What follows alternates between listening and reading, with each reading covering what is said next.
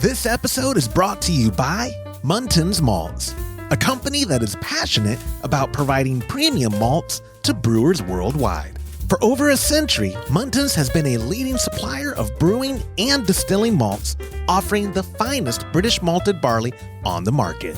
You can experience the difference Muntins offers by joining a recipe receiving tier of our Trub Club, because every kit that ships out now includes premium Muntins malt. You know, we've known the Muntins crew for a long time, and I can tell you, friend, you're going to love brewing with their grains. Ask your local supply shop to carry Muntins malts, or homebrewers can join our Trub Club at homebrewhappyhour.com/club, be a part of the community, and come brew with us. Thank you, Muntins, for supporting our efforts and homebrewers worldwide. Today's show is brought to you by Hopsdirect.com. Grown in the esteemed Yakima Valley on the Pewterball family farm, Hopsdirect.com offers the widest variety of hops available online at incredibly competitive pricing. It's simple. They grow hops, they sell hops, and they ship hops straight from their family-owned farm to your doorstep. Producing the highest quality hops is Hopsdirect.com's passion, and they're proud to be an independent grower in the craft beer industry. Go to Hopsdirect.com right now and get what you need to make your brew day better. That's Hopsdirect.com. Today's show is brought to you by Imperial Yeast. You hear us gushing over Imperial Yeast all the time, and that's because their yeast performs for us in every batch that we brew. Imperial Yeast is adored by commercial breweries and home brewers alike. Their Pitch-Right pouches are jam-packed with over 200 billion fresh yeast cells, guaranteed to deliver flawless, fast fermentations every time. Imperial Yeast strains are grown by a team of pro brewers and home brewers who live to help other brewers learn more and ferment better.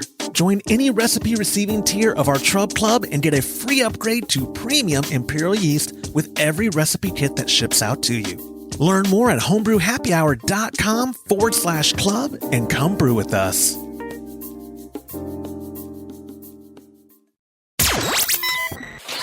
Entertaining shows with content that spreads information and sparks discourse throughout the community.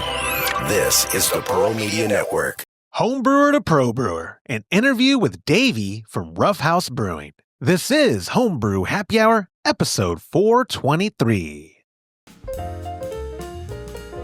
Welcome, my friends, back to the Homebrew Happy Hour. This is the show where we supply the answers to your homebrewing questions and discuss all things related to craft beer. And if you, my friend, have a question you'd like us to discuss on a future episode, you could go to homebrewhappyhour.com. You could email Joshua at homebrewhappyhour.com. But even better, call it into our hotline, 325-305-6107. And if I use your question on a future episode, you get yourself a gift card to kegconnection.com. I am your host, Joshua Stubing, and I am so happy to be welcoming Davy. I didn't even ask you the pronunciation. It's Pasternak, right? Yep. Okay. Nailed it. I was thinking on the drive here, Pasternak, I don't know, I gotta ask him. And then we started recording. Davy Pasternak, let me see what I wrote down for you. The founder and head brewer here at Roughhouse Brewing in my hometown of San Marcos, Texas. Davy, my friend, Thank you for coming on the show. Pleasure, man. Thank you for having me here. I came last week, and I don't want to jump the gun. We'll get to it later.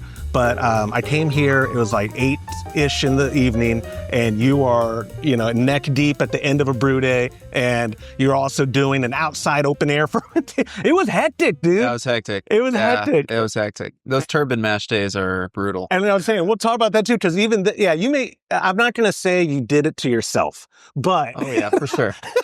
For sure, 100%. You're like turbine mash outside. 100%. There's a lot of torture here going on. Self-inflicted. Yeah. This is going to be the point where I insert B-roll. I mean, we'll still talk of the campus. I was here at night, and I could already tell. And I was on the back side of the brew house, towards where the cave is at, which we'll also talk about. And I was like, oh my gosh, this property, just the drive out here, so beautiful. Hill country, serene. Oh yeah. It was a still night, which maybe wasn't the best for what you were trying to do that night, but it was a beautiful, still night, maybe a little overcast, but the stars were kind of out. When I got here today, dude, this campus is beautiful. Oh, thank you. Like, let's talk about actually, you know what? I'm going to start for relevance to 99% of our audience. You didn't just come and start a brewery not knowing anything about beer at all, and not just even from the commercial realm. You started as a home brewer. Oh, yeah. Let's talk about your history as a home brewer, because how old are you even right now? Ooh, 38? Are you? Okay, we're about the same age. Almost 38. I'm gonna not do a close up of us because you're aging better than me. Like I'm 39. Hey, dude, give me time, bro. It's coming. Give me time. That's what I say. Still, I tell people I'm 39, and they're like, "Bro, 49." I'm like, "Hey." Anyways, you started as a home brewer. Is that where your passion for craft beer began, or was a love of craft beer what got you into home brewing? Yeah, it was. So I started homebrewing when I was 20, mainly because I got kind of bitten by the bug of being able to create alcohol. Yeah. I mean, that's just, I was frustrated that couldn't go buy beer. Obviously, we were, might have been drinking in high school, maybe.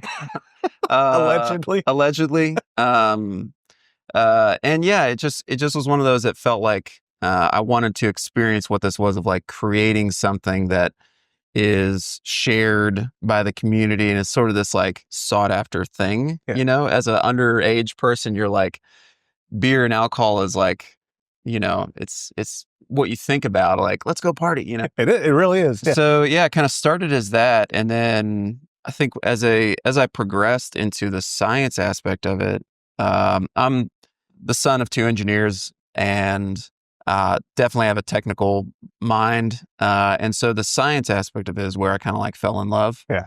I started as most homebrewers do with the Papazians and the Greg Noonans and Palmers and all of those techs from these amazing heroes in the 90s, just pioneers, putting in the groundwork. Yeah. So these guys definitely, like, these idols kind of showed us the way. And yeah, just through that, started making some really bad beer. And I think there's a saying in engineering school I learned where it's fail early and often. Yeah. And I definitely did all of that. I made as many mistakes as I could and just kind of jumped into the deep end of mini mash brewing. I don't know if they're still calling it that. They are, absolutely. But, partial mash, mini mash. Yeah. So did that. And then it was like, did a couple batches of that and then was like, I'm going all grain. Yeah. I want to dive in the deep end. And yeah, just kept diving, man. Were you doing 5-gallon batches from the start? Or 5-gallon from the start, yeah. Yeah, bottling, as you do. Gross. Gross. I can't, I'm sorry. Horrible. I'm lazy. Bottling's awful. All the cleaning of the bottles is just the worst. Grolsch bottles, loved Grolsch back in the day, so that helped too. The swing Funnel, tops. Yeah, the swing tops. Just kind of started on 5-gallon batches, mini mashing, and first beer I made, not successfully, was a brown ale, as you do. I was going to say, that is a lot of homebrewers' first beer. Yeah, I guess man. This was, we're about the same age. That was like, I'm trying to think of, Nut Brown, Newcastle was real popular craft, but a lot of guys I talked to our age, the first beer they fell in love with or tried to brew themselves was a brown. Yeah, dude, Newcastle Brown was the old school. We had family, sort of like second cousins that lived in the UK, and so they would come over and we'd have a shit ton of Newcastle. Yeah. And that was one of those, it actually didn't even ferment because I thinking about this now, I think I pitched yeast with it still being too hot. Oh, probably. Yeah. Killed the yeast immediately.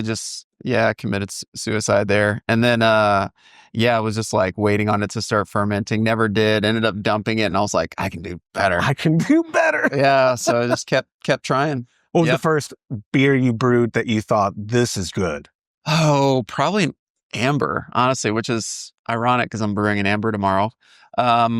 But probably an amber ale. I think it's a great style for homebrewers to jump in on. Yeah. Kind of all around classic. Yeah.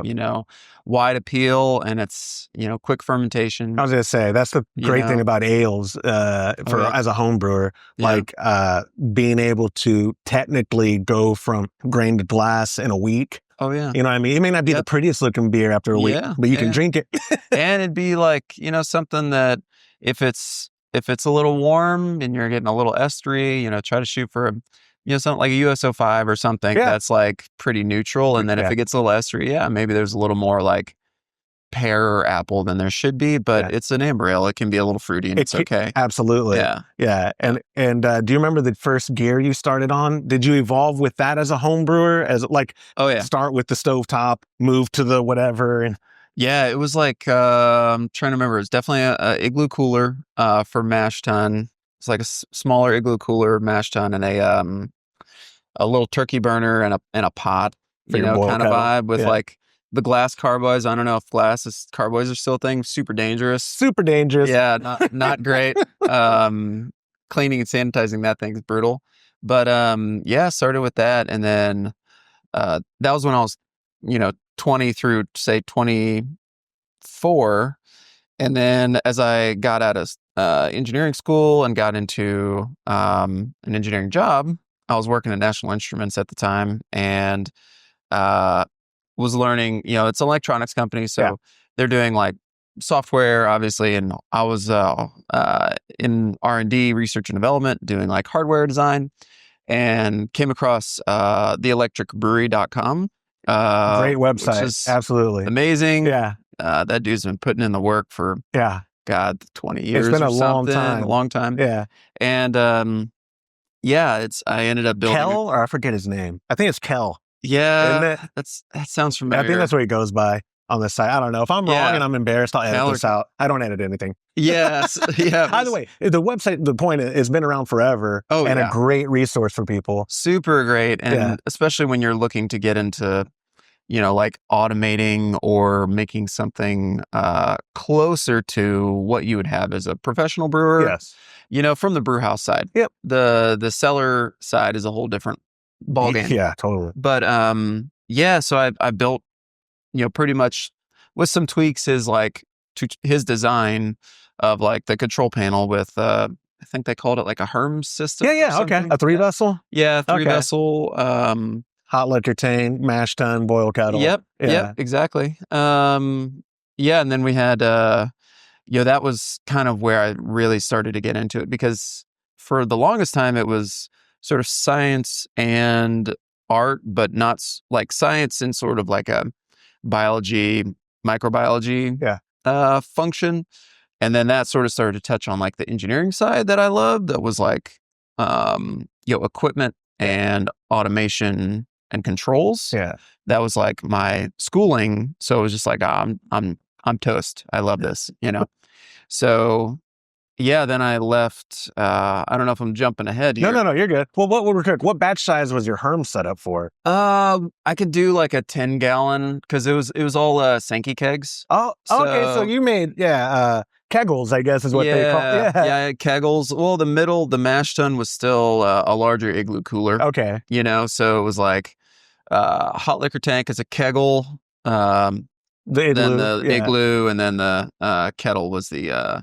You are an engineer, man. I love that. Like we have so many engineers in our audience, and when we ran a retail site, the kind of like the questions from an engineer were so different than a question from someone with my caliber. like the engineers just know what they want. They're willing to MacGyver stuff, like DIY it, as opposed to like, hey, we do have this kind of solution. No, that's not what I'm doing. That was the glasses push up.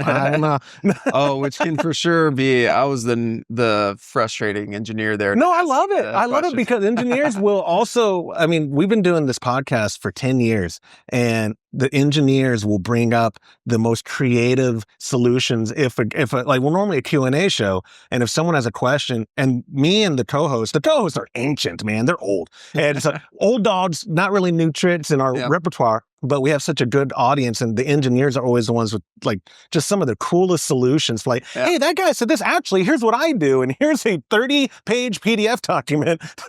Oh man, I know, and that's really. I mean, you look at theelectricbrewery.com. That's just so many homebrewers. The culture of it is like, here's what I do, here's how I laid it out, and just to help random people you don't know is amazing. It's the best community ever. Yeah, it's the best. But I interrupted you. You're saying so from the Herms. Oh, that was kind of where I was like, okay, this is getting closer to. They didn't have a lot of the like the Sabcos were kind of just starting to come out, Right, which also use St. Kids. Yes, those kind of things were just starting to come out at that time. This would have been like 20, would have been like 14 I was going to say, yeah, I think Sabco was 13. literally like 2012, 2013. So, Yeah. but not popular. Like that Brew Magic setup that a lot of people got, that was totally 2014. Yeah, this was kind of, around there. And that was when I was like, all right, if, me and my wife, Alex, were kept talking about starting a brewery and all that. And I just knew that I didn't want to go from what I was doing to starting. It was just like, there's too many unknowns. Yeah. I'd rather just get in there, dive in again. And so, started working. One of our coworkers at National Instruments actually was a friend of Michael Steffing out at Jester King. Oh, no kidding. And so he kind of hooked us up, and I went out there and was like, hey, mechanical engineer, I'd love to work or whatever. And started working nights and weekends, doing more engineering stuff. Yeah. But this was in 2012. And at that time, it was just like the best environment because we had Garrett was the head brewer then.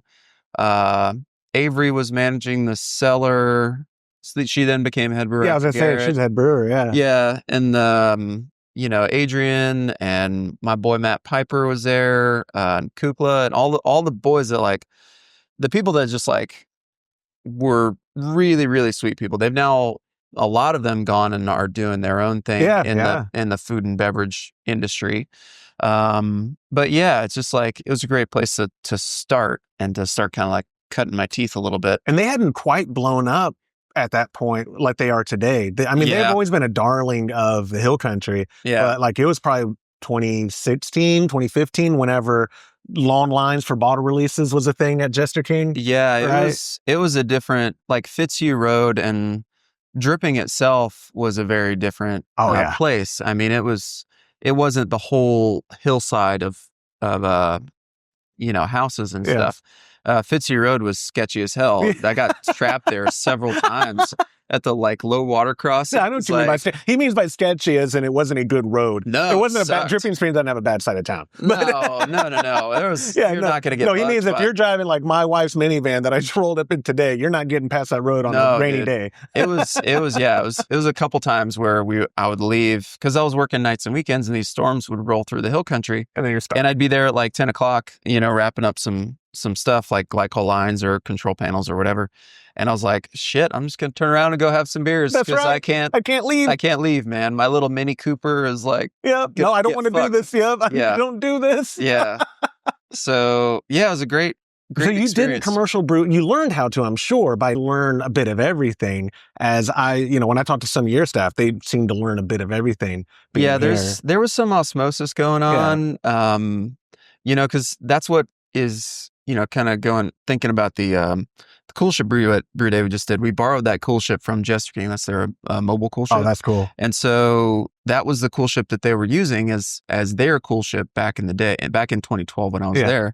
It's pretty surreal, but it's come full circle. Yeah, for sure. But no, I mean, on the professional brewing side, I didn't learn I was learning more, say, about like barrel aging, because I was doing my own stuff at the house at that point, doing like, I called it Cuvée de Cloney because we had like Cuvée de Tommy was amazing beer from like Tommy Arthur and Lost Abbey. I was like doing my own kind of like rendition of that with like Roselaire and all the crazy stuff. But no, more brewing experience was from Blue Owl. That was where like I really got like, I started from nothing. See, and I didn't realize, what year was this? Because Blue Owl, first off, I'm a terrible judge of time because when I say like just yesterday, I can mean 12 years ago. Oh, yeah. But I feel like the Blue Out I learned about probably 2019-ish because there's a shtick on here. They make award-winning beer. It's just not my thing. Oh, yeah. Sours and stuff, just not my thing. And so I had someone send me a care package from Blue Owl. Like it's a Joe, And I was like, they're Austin? What? How have I not heard about them? Oh, yeah. But 2019 was, in my defense, Austin, it was like you blink and 2 craft breweries are open. Yeah, for sure. Yeah, this would have been, so I left, it probably would have been 2015, Okay. is when we opened. Cause, yeah, and it's a trip because pretty sure it's 2015 because they just celebrated like Probably 10 10 years or years. something. Yeah. Yeah. Or maybe 2014, something like that. Yeah. But, yeah, so I left engineering to, kind of help them start up. I was the first employee, me and the graphic designer. I don't know who was technically first, but You left your Jessica Deal. full-time job to go work for Yeah. Blue Owl. Yeah, left full-time engineering, cut that salary up in half real quick. And yeah, just started from the ground up. And it's honestly, it was like one of those things that, in terms of experience, I mean, I walked into the brewery on my first day and it was like empty warehouse with no power, no water. Tanks are on their side and dusty. If anybody remembers and loves Blue Owl, we were delayed by the city in opening by about 9 months. Of course you were, because the city sucks. Yeah, and it was just horrible. But anyway, getting my first 9 months there was basically getting us more construction than anything. No It was kidding. like managing contractors and just being on top of like the property owner at the time was like dragging his feet, kind of playing like a shell game of money from getting rent from one tenant to pay for the construction of this thing. Yeah. It was a bad situation. But anyway, we got through it and I learned a shit ton about construction as well. Yeah. And going from just the amount of experience, it was kind of like really like a crash course in like starting a brewery.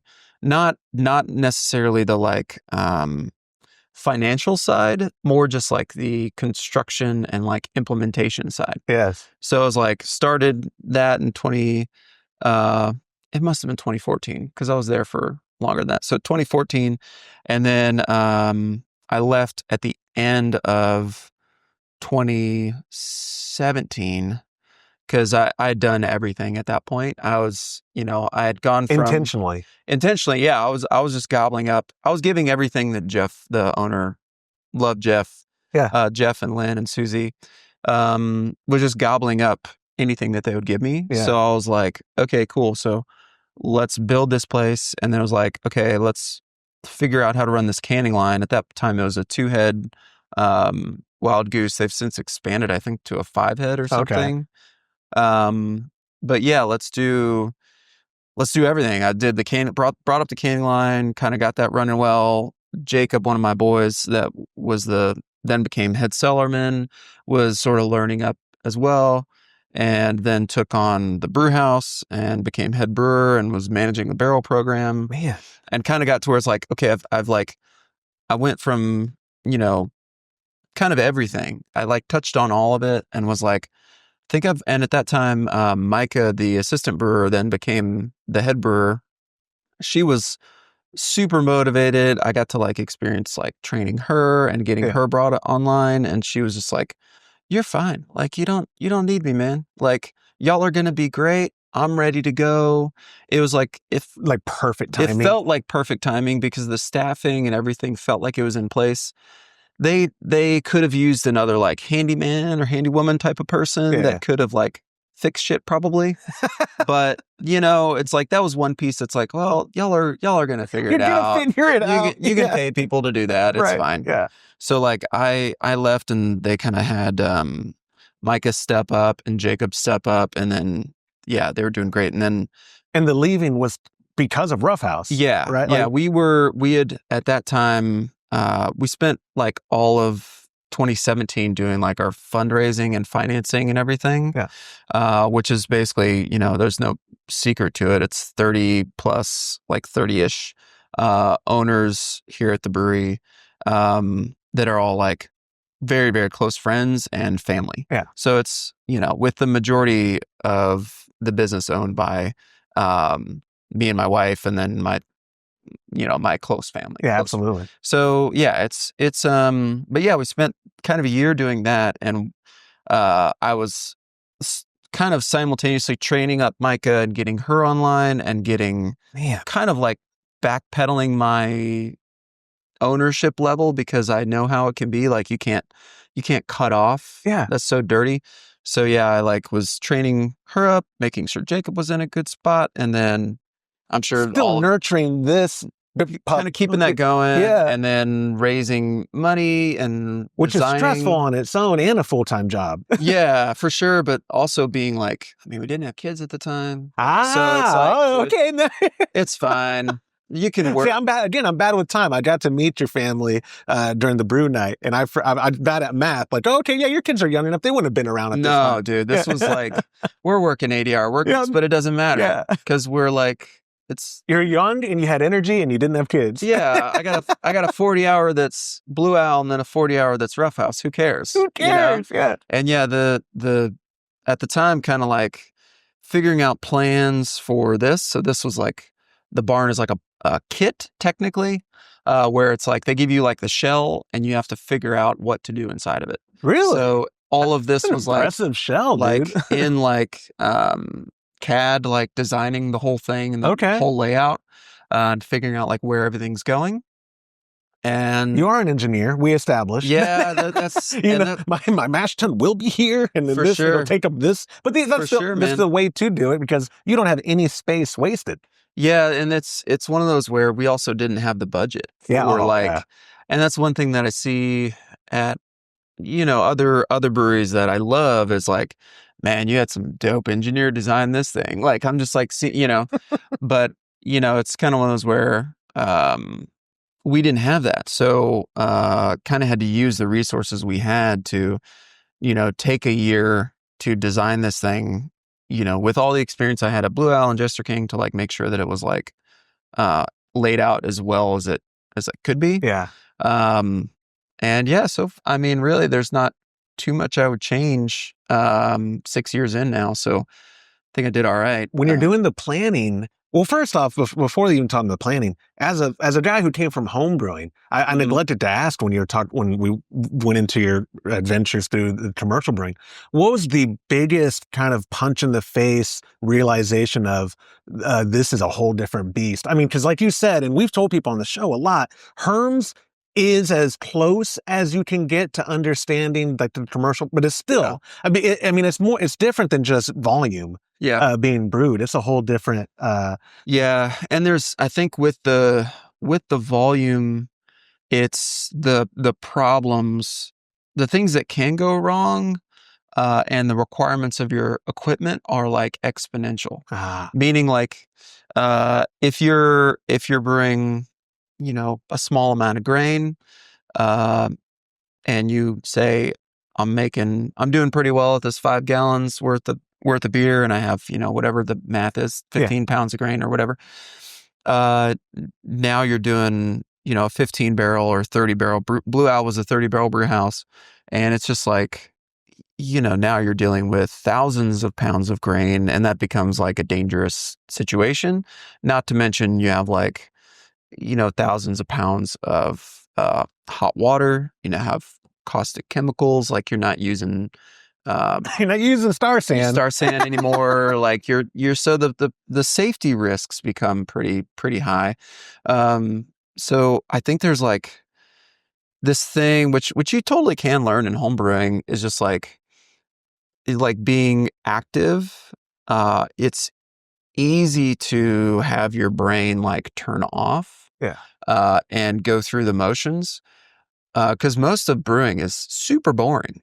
That's what like people don't understand most of the time. It's like, dude, you're watching something boil. Boring and janitorial. Or you're cleaning, yeah, for sure. And it's totally glamorized. Yes, it's like, it is. Yeah. It's like, dude, like you're cleaning like 90% of the time. It is. Like you won't do anything. You're cleaning, sanitizing. Yep. Scrubbing. Yeah, or fixing shit. That's like, and everything you're trying to fix is in like the worst possible location. Yeah. It's in like the belly of this beast. Absolutely. And you have to get a wrench in there. It's like working on like a freaking Prius or something. So, it's like, I think those are all lessons learned. Just like the number of equipment things that you're dealing with most of the time. I mean, at Blue Owl is a 30 barrel going into 30 barrels. They then got in a 30 barrel fermenters, they had a couple brights. And then they later got a 60 barrel tank for the quicker moving beers. But I mean, you're dealing with like, I don't know, probably 8 pumps, an air compressor. You have a heat exchanger that can get clogged. A lot of moving parts that can go, if any of them go wrong. The boiler was the bane of my existence. Like you're dealing with like city of Austin shutting off your water for random reasons, just get your gas shut off for random reasons in the middle of brew days and stuff. So those were surprises. And I think there's things that they're probably not the case anymore because a lot of like professional brewers have shared more information back to the homebrewing community. I feel like now than it was in like it's a lot 2010 better. I was or whatever. It's a lot better. It's a lot better. Yeah. Because there used to be shit where it's like, oh, I got to scoop the foop, you know, some stupid stuff where you're like scooping off protein that's, risen to the top of pre-boil. Stuff like that. Yeah, the protein scam. Yeah. My pop still does it. Yeah, man. In small batches. Yeah. And there's like, stuff that's, I think was made to seem so important from a homebrewing level that like wasn't important at all. And then whereas other things were not emphasized enough. Yeah. And like judging at homebrew competitions, one of those that I kind of noticed looking back was like, man, everybody needs to be worried about oxidation. That's number one. Yes. Like it's like you're dealing with a fermenter that's tiny, super easy for temperature fluctuations for it to suck in all your sandy from your airlock, and now you're just like, absolutely, you have oxidized beer with sanitizer in it.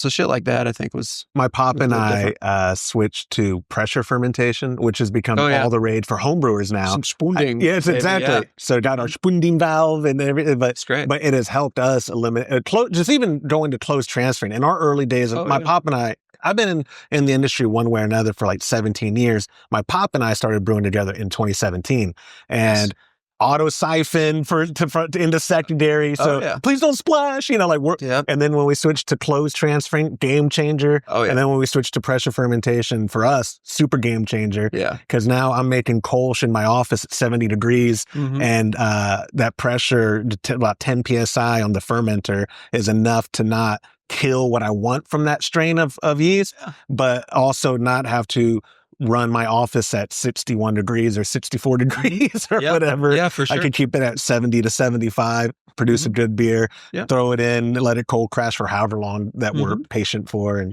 whatnot. But is there like, I mean, when I'm talking about pressure too, you're at this level of volume, it's always under pressure, right? When it gets to the, I mean, by default, just as how not bright, how your fermentation tanks work. Oh, yeah, for sure. I mean, it's under a couple, it's so tall. Yeah. Like it's under some amount of pressure.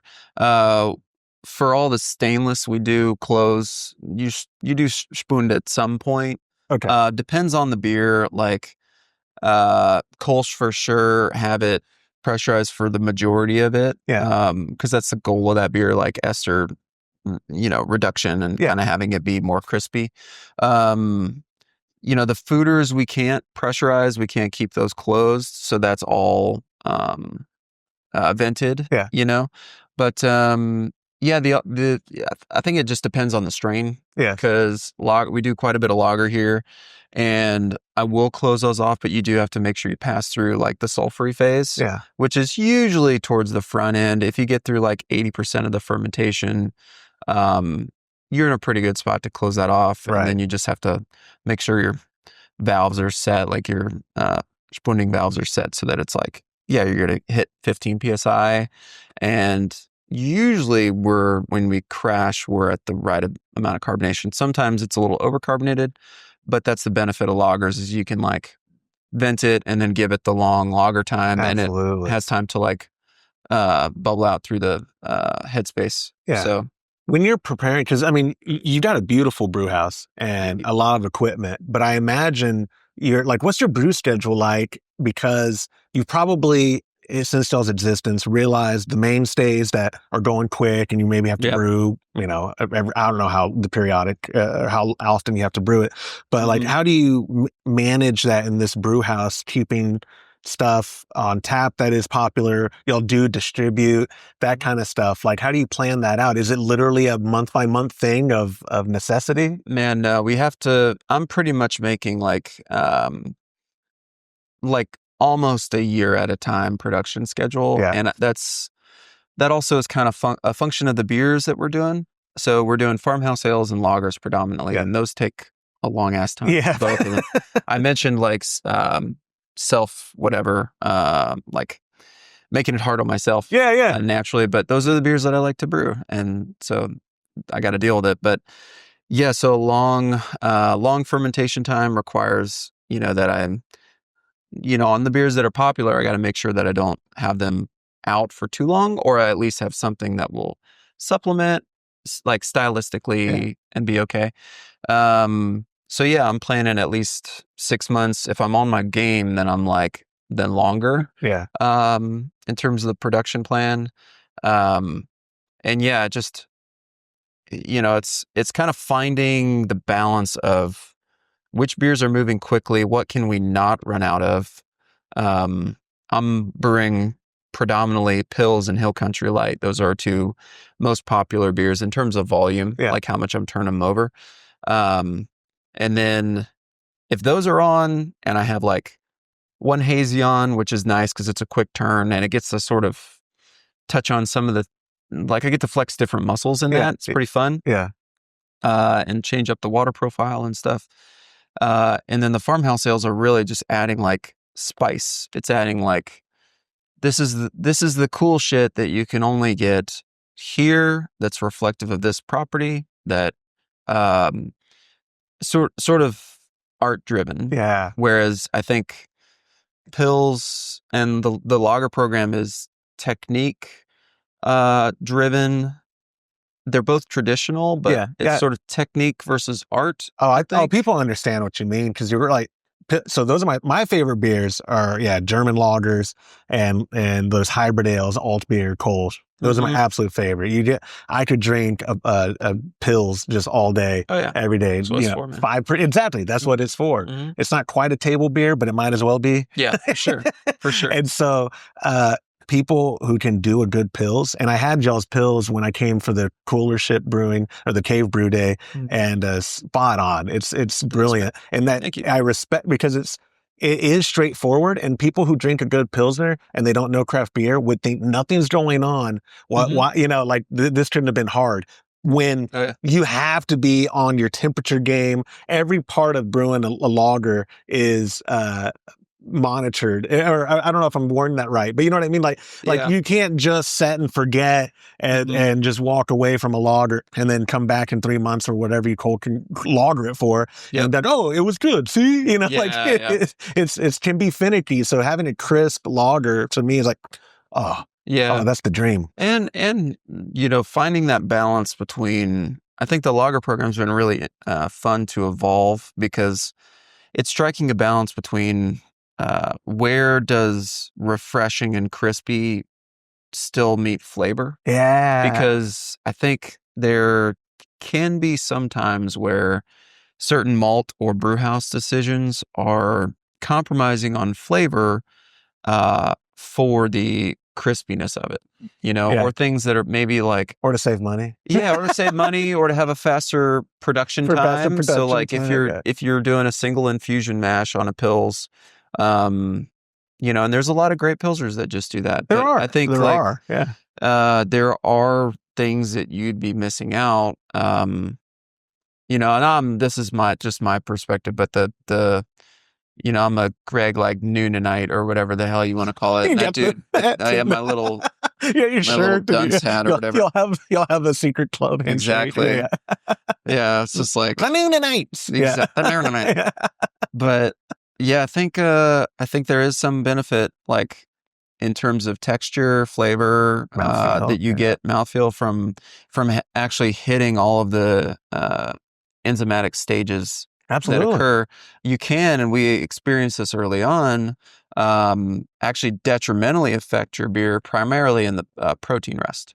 Like if you're there too long, you can actually kill head retention with the malts that are used today that are highly modified. Now, if you're using something that's lower modification, it could benefit from it. That's what I was about to ask you, because that as the owner and the head brewer, you're managing purchasing. Yeah. Do you prefer the modified where you don't have to step mash and do it the old world way, or do you get like that floor malted? Well, modified's floor malted too, but you know what I mean. Yeah. Or do you get the unmodified to where you're doing it more old way? Maybe a decoction every now and then. And yeah, that's what's hard is that we've tested some of the floor malted stuff from like Weirmann or some of the other like traditional German producers or Czech producers. The problem is that the diastatic power of those still is super high. So if you go through a protein rest in that, they're trying to represent what they once were doing, but I think they're still considered over modified. No kidding. By specs. Right. So the problem is, it's like you can only, and we worked with a producer called Tex Malt through the majority of our years to try to get an under modified malt, and we've since switched up our malt variety to using predominantly Weirmann. Yeah, fantastic malt. Love their malt. Yeah. I think it's something that it is a little bit pricey, but they just make. I love that it's got like little more honey notes than what I've gotten from like some of the Czech or other producers. But so we were doing all of those things. Like we started off doing like pretty much a triple decoction mash on the majority of our beers, whether it was like Treeform, our farmhouse IPA, or Pils.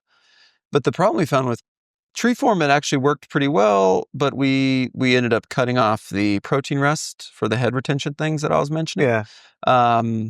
And then switched to like a beta alpha and like a mash out rest at like 162. Yeah. So that really kind of helped with the head retention, and also still got us the complexity that we want. We're a direct fire system here, so there's no lack of caramelization when you're doing those kind of things. But we've since kind of gone away from decoction, because with the direct fire, with these several steps, I kind of found that the beers it would be like stylistically, if you're like in northern Germany, it would be like that Pils works. Yeah. It's cold as hell in northern Germany. It ain't Texas, man. We had like 2 weeks of cold. Come on. Yeah, I know, right? They're still like snowed under or whatever right now. Yeah, they probably are. Yeah, probably. But it just kind of became where it's like, I want a beer that is finding that balance, as I mentioned, to like flavor and crispiness. I felt like it was like super flavorful. I wanted it to be a little more crispy, and kind of getting that back to like, okay, let's cut the decoction, but let's hit the same temperature rest that we were with the decoction, which was like 144 and 160, and then 162, it's like 168. 160 and 168. Yeah. But when you transfer, it ends up being 165, whatever. So that seemed like, now I'm really happy where Pils is. Yeah. Because it's kind of gotten to, the crispiness is more in balance with the flavor for what like my palate wants. As a craft brewery, do you figure that stuff out before pushing it to the customer, or is it always being tweaked and they just don't know? Yeah, it's being tweaked and they don't know. I mean, I think that's what we all do as home brewers. Like, I mean, that batch of Kolsch was great, but you know what? I could make it a little crispier by doing this, or the mouthfeel, I could add some Caribbean, or, for sure, like whatever. So you're always tweaking even your flagships. Well, and one of those, like, I think if you're not tweaking, you're either a really old brewery, like you're like Allagash or something, and you're like, dude, you have Allagash White so tuned. Yeah. No tweak necessary. Don't touch it. Yeah. No notes. But or you're kind of okay with, like, you're kind of dying a little bit. Right. I think, like, if you're a young brewery, it make young being less than 20 years. Yeah, I would agree. Yeah. Like, if you're a young brewery, then I think it's healthy to be tweaking, because it like keeps your passion going. Yeah. So yeah, there's total tweak. The goal is like, we always have to release something that I'm proud of. If not, it's getting dumped. but to make tweaks that like I'm going to notice, but nobody else would. Yeah. Like minor tweaks. Gotcha. Um, Never had a customer say, "Hey, wait a second, this Hill Country Light is not."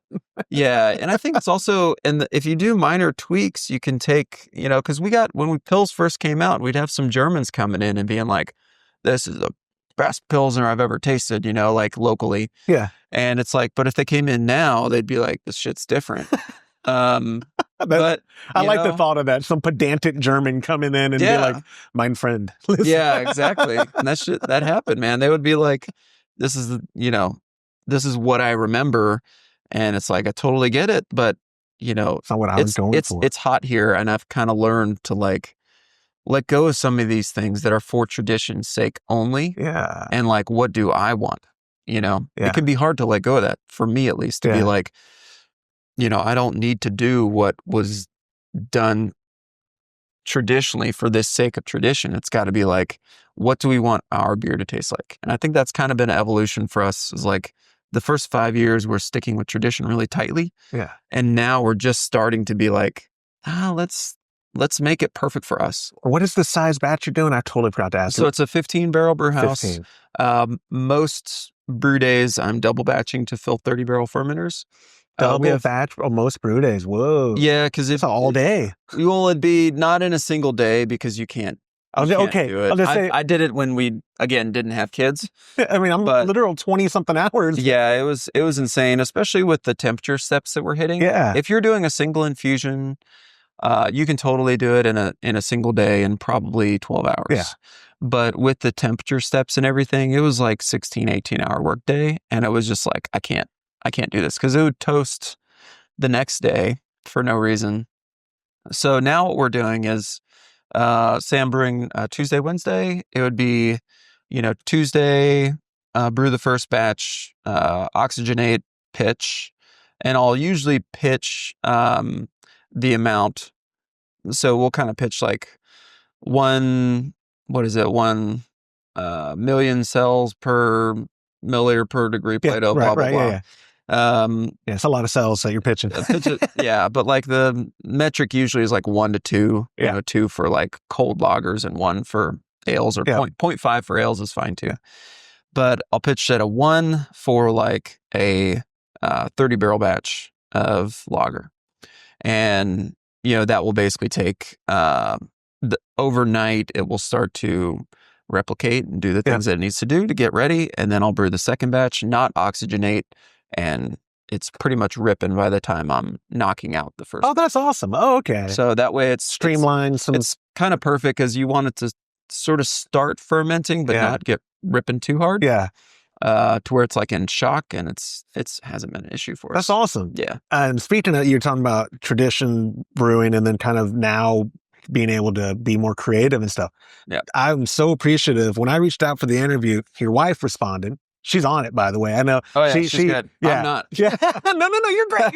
You're great. But she was better. For sure. And extremely accommodating. Like I said, I cannot say enough nice things about your whole family. I got to meet your parents for the anniversary brew night, and like we're divulging. Like it was just, like it was the best night ever. I was just like, it's like a cousin or something.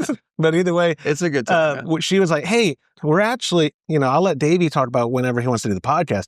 We're actually doing our anniversary brew. Like I reached out to y'all on like a Thursday, and that coming Monday, we're doing an anniversary brew. It's going to be great. We only do it once a year, and we're using a cool ship, and it's going to be great." Yep. I didn't know. I had to look up what cool ship was. It's not a common thing that homebrewers necessarily know. Let's talk about this.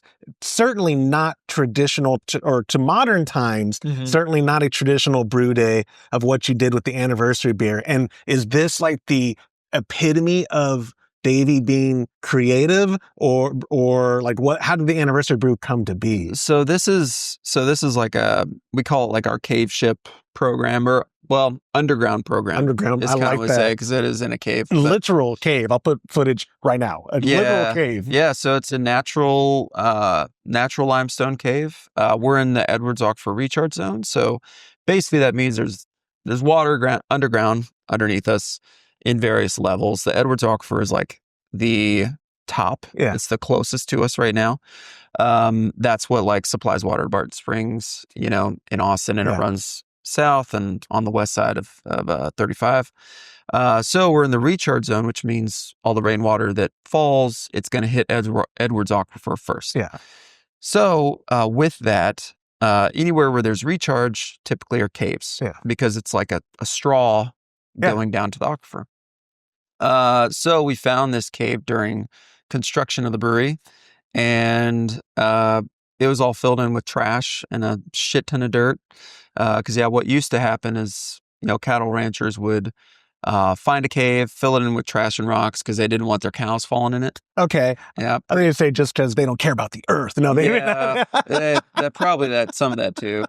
They screw this cave. You got trash and you don't know where to put it. Of course. I don't know. It costs money to take it somewhere. Yeah, exactly. Yeah, for sure. So this would be like this part of the hill country out west of San Marcos was developed like in the 50s and 60s. Yeah. So we're digging through like 50, 60-year-old trash, and I'm kind of pissed because I think the geologist that told me to dig it out's full of shit. But he was absolutely right, and kept digging it out and came across just like a room that had opened up into those 18 by 24 feet as like, the length and width of it. But then the height was, you're crawling around, it's only like a foot, so there's like stalactites coming down and kind of avoiding it as you're crawling around. But so we've since dug out, 7 feet easy of dirt out of this at this point. That's impressive. Of vertical dirt. Yeah, it's pretty insane. And then we've just started digging again. This last round, we dug into a new sort of chamber that's to the side. Because what's weird is 3-dimensionally, you think, the way my mind works is like, oh, see that's a wall. That wall just goes on forever. Right. Like I think we're just all used to living in rooms that are just like flat and angular. But it doesn't work like that. So you hit a wall and then there's a shelf and it goes into the wall another 12 feet. Yeah. So that's what happened. We dug out another 4 feet of dirt there so that we could fit some more barrels into there. So this program is basically to try to highlight this new environment that we're in. It's completely unique and special. And I think I wanted to pay homage to this space by not introducing my own perspective of what a beer fermented in a cave should be. And so with that, you kind of get into like, well, what does that mean? To me, that means spontaneous. Like there's no brewer influence. It's literally the microbes in the air and in this cave that are directing. Wild. Literally wild. Yeah, literally wild. No pun intended, but that worked out. Yeah.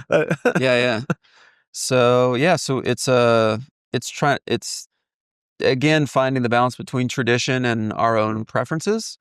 So turbid mash brew day with very simple malt bill. That is, we're talking about lambic here, so this is, it's not lambic because we're not in a very specific region around Brussels. You covered yourself. Every time I talk about brewing a Kolsch, I have some pedantic German like, Josh, that is not a Kolsch. It is a blonde German style.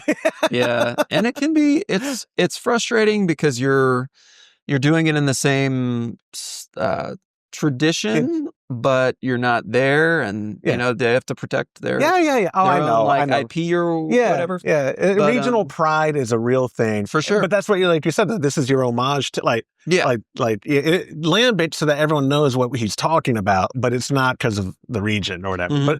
But the brew day, the bit, like you said, I was here towards the tail end of it. Very straightforward. Can you talk about the recipe? For sure. Yeah. So this is the first brew day we've brewed 3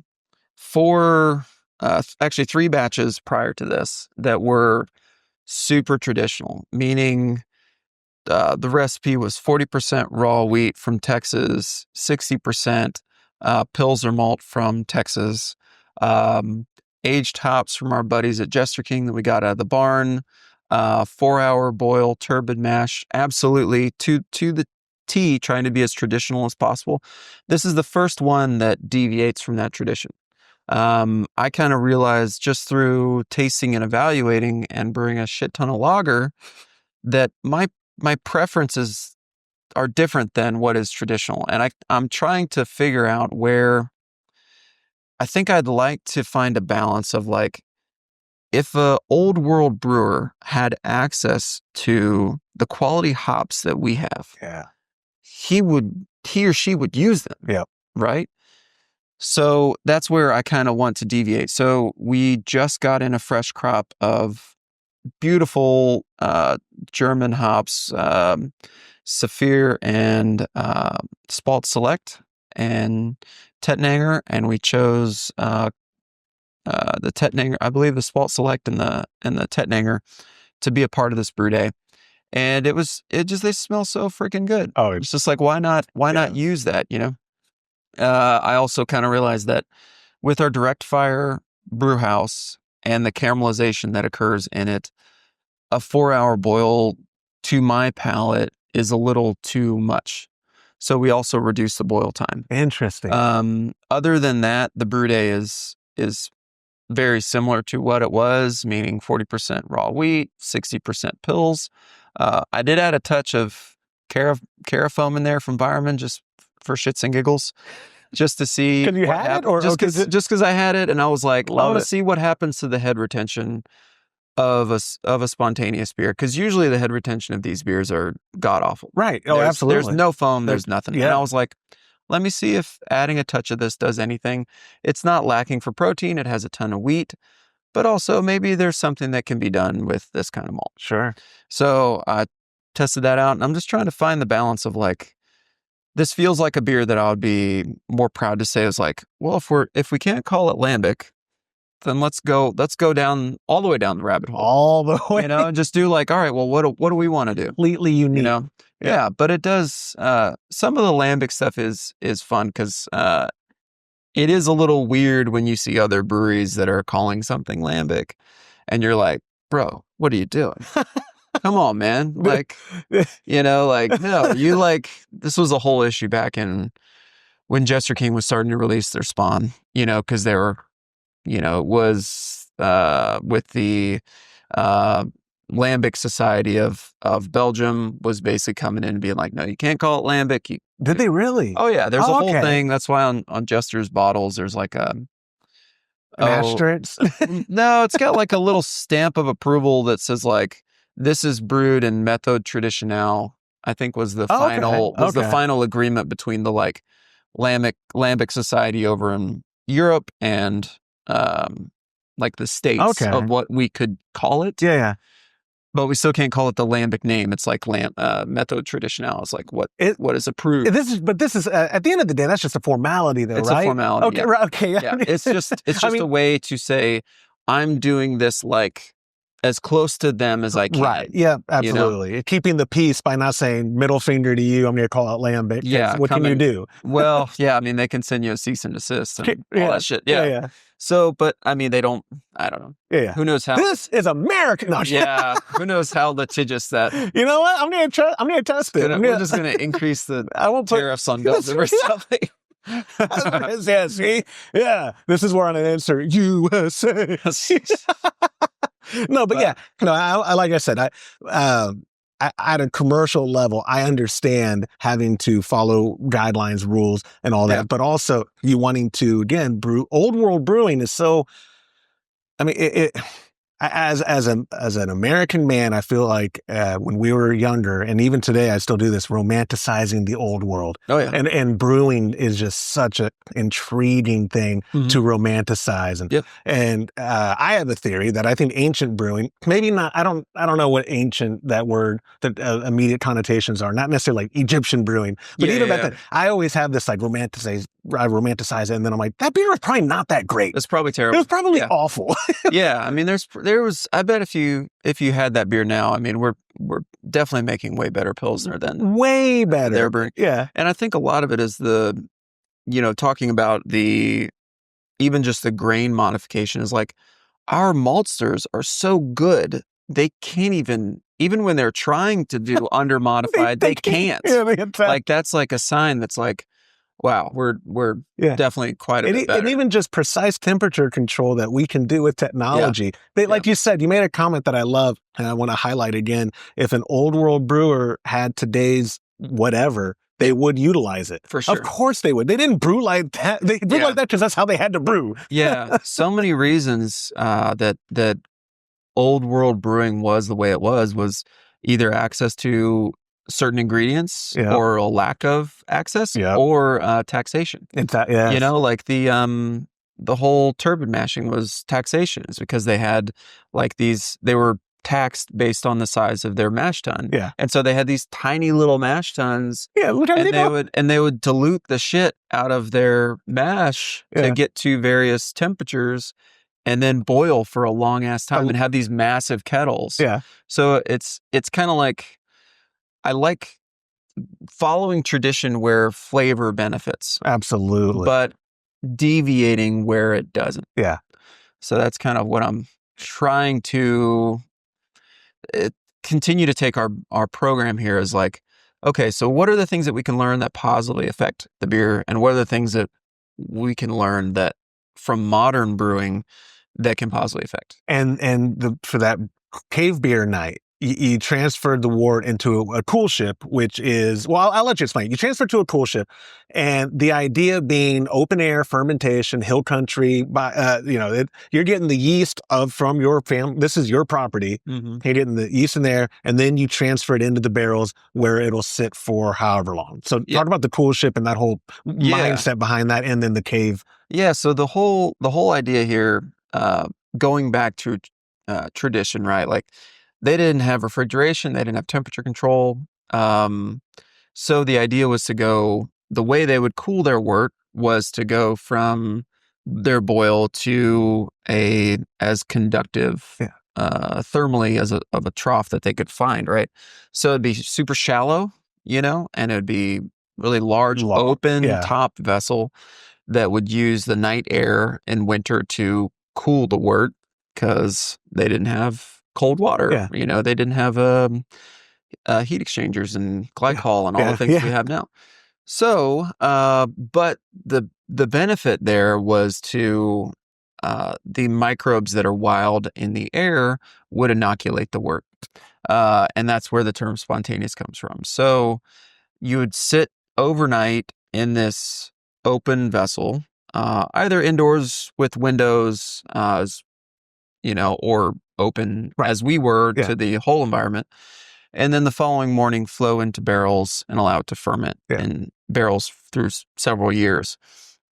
So that's what we did last Monday and Tuesday. And got it into barrels. And I just saw yesterday that 2 of the barrels started fermenting, which is super cool. Hey. You get to kind of like smell you can't taste it at that point because there's a definite risk of like Enterobacter and all these nasty things. You want to make sure the pH drops. And you have alcohol production. Yes. But it was smelling pretty good. So it's got a. And what's the cave kept at? I forget. Because, you think underground, it's natural, but you do have to actually do some modifications in regards to humidity and temperature. Yeah. So the caves in Central Texas are going to be between 72 to 75-ish in degrees. A little warm for fermentation. A little warm for fermenting of spontaneous beer for sure. And also the humidity is 100%. Yeah. It's super, super humid.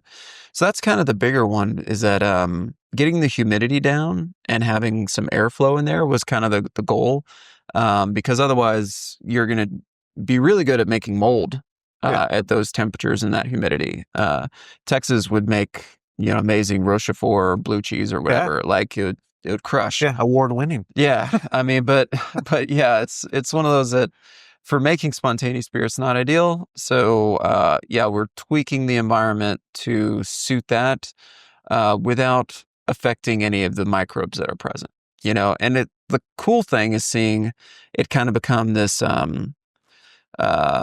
symbiotic space. Yeah. Because, the barrels do over 3-4 years get covered in like cobwebs.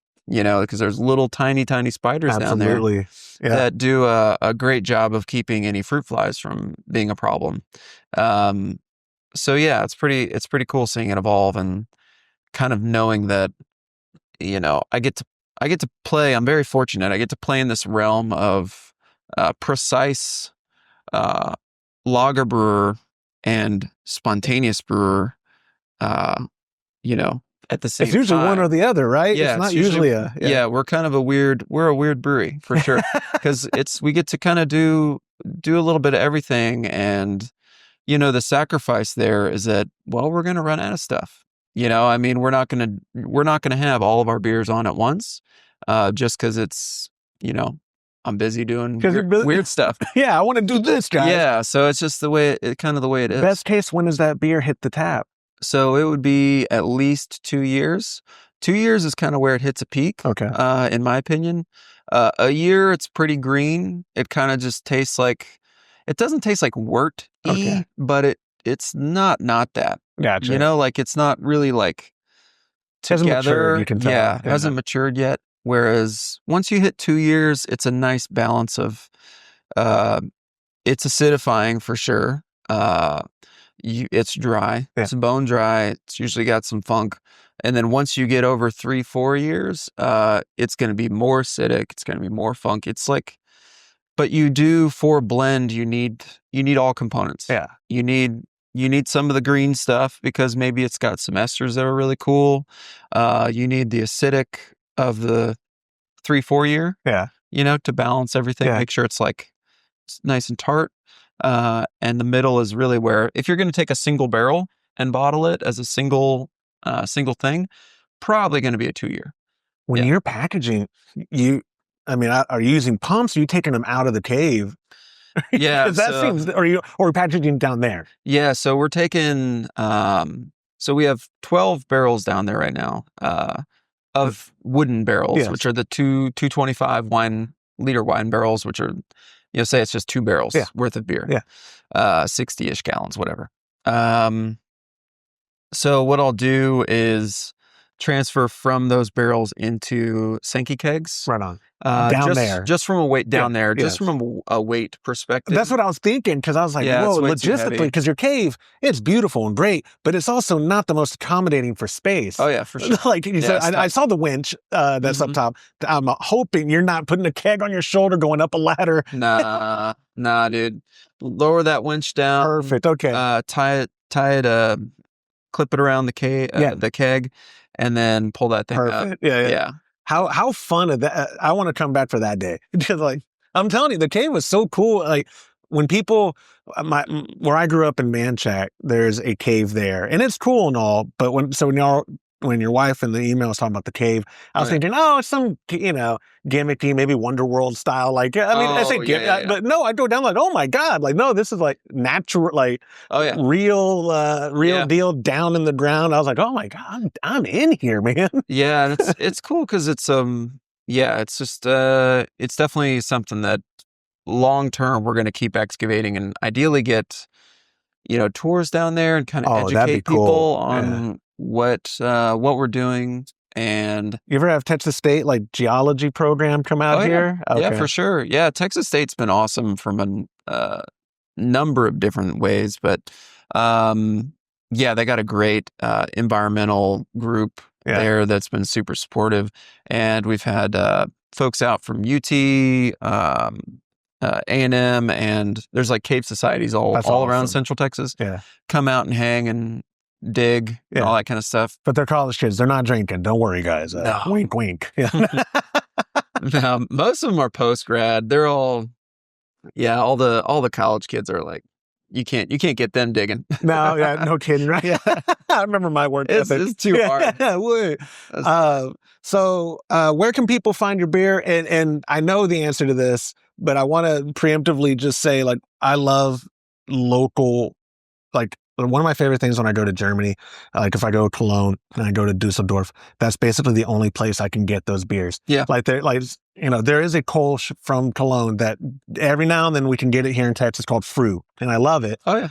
And they're massive, but 95% of Cologne breweries or you're going to Cologne if you want that Peterskolsch, if you want this, and you're going to Dusseldorf if you want that Schlüssel Alt or what Schumacher Alt. You're not getting it distributed. Y'all's distribution, you're pretty hyper local for that same kind of like not regional pride, but you know what I'm saying? Like I think there's value to people going to a region to get that specific beer instead of their grocery store. Yeah, I think it's ideally we wouldn't, not necessarily need to, but ideally we would be in San Marcos and Wimberley, and that's it. Right. But we do love Austin. There's a lot of Austin accounts. Central Market North, Central Market South.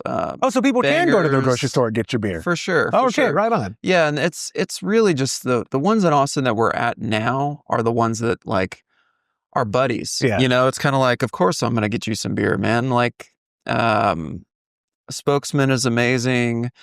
Foreign and Domestic, Daidui. Like these are accounts that we've had for, 5-6 years that are super supportive and, kind of frankly, they're not a pain in the ass. Yeah. Where we've kind of weeded those out. Good. Because I would rather sell it here locally to the awesome bars that we have here. But yeah, I would say best place to go for our beer is here. Just because you'll get the full experience, you'll get context, you'll get amazing service from our staff. Yeah. It's a beautiful tap room. Yeah. Thank you. You got 10 taps, I believe it was. Yep.